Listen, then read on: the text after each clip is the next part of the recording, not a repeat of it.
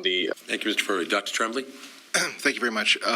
Just a few points I wanted to make this evening for your consideration, just for some facts of the matter. So previously, Durham was the bus transportation vendor, which was also a failing transportation provider at the time.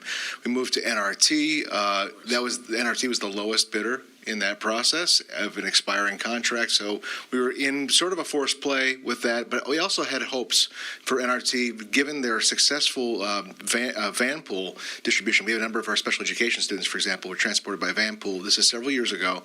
They were transported very on time with reliability. And so this being the same organization, we had very high confidence in that.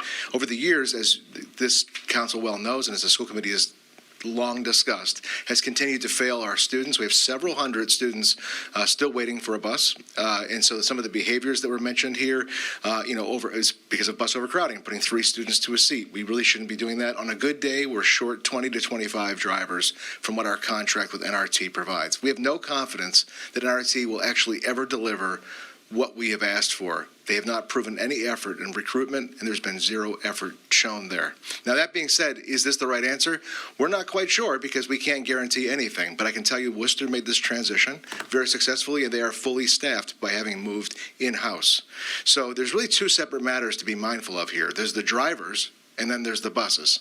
So the school committee has already voted to move to an in-house bus driver solution. We believe we'll have a better recruitment opportunity of getting our drivers with city health benefits and also having more control over, instead of working through NRT to pay their drivers, as the mayor and others here well know from trying to come with last-minute deals, which didn't bear the fruit that we expected they would.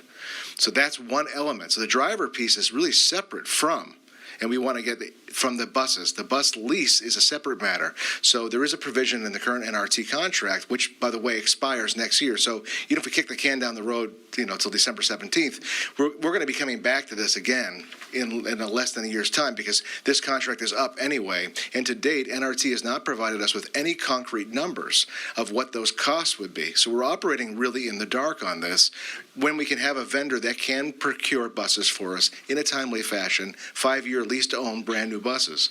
So that's what we're looking at for options there. So it's just important to point those variables out. I also want to point out that some of the add-on costs that we enjoy now with NRT, well, to the extent we enjoy with NRT, is our bus tracking and cameras, which are all going to be a la carte expenses going forward. They've already given us sort of a shot across the bow that if we want those services, there'll be an additional cost of that, which we estimate will be greater than the cost of the outlay of a lease. So can I promise that it's going to be better and solve all the problems?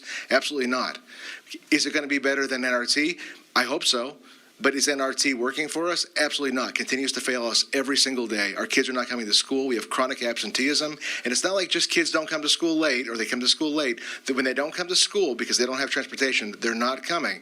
It's dinging us against our performance accountability measures at the state level because kids are not showing up in the hundreds every single day, not in the 5s or 10s. This is a serious level of crisis, and I implore you to make some action on that so we can get this right.